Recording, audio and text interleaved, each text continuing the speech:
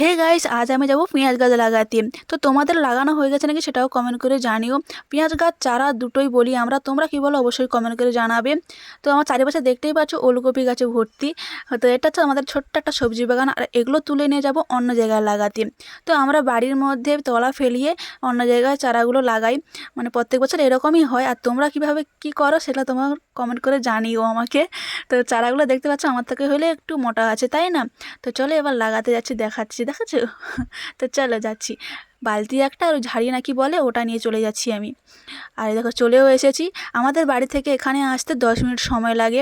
আর আমি দেখাতে বলছি যে আমরা কতগুলো পেঁয়াজ গাছ লাগাবো আছে।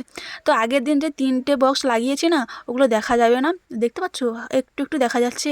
তো পেঁয়াজ গাছগুলো তো খুব বড় বড় আর মোটা মোটা, তার জন্য দেখা যাচ্ছে না। তো আজও 3টে লাগাবো বলেই সেই রকম চারা তুলে এনেছি। তো লাগাতে পারবো নাকি জানি না, যেহেতু বেলা হয়ে গেছে অনেক। তো তো যাই হোক, ঝাড়ির মধ্যে দিয়ে জল দিচ্ছি, মানে বালতি থেকে না ঝাড়িতে বেশি জল ধরে। আর ওটা আমরা ঝাড়ি বলি, তোমরা কি বলো অবশ্যই কমেন্ট করে জানাবে। তো এটাই জানি যে ঝাড়িই বলে ওটাকে, আমাদের এখানে ওই নামেই ডাকে।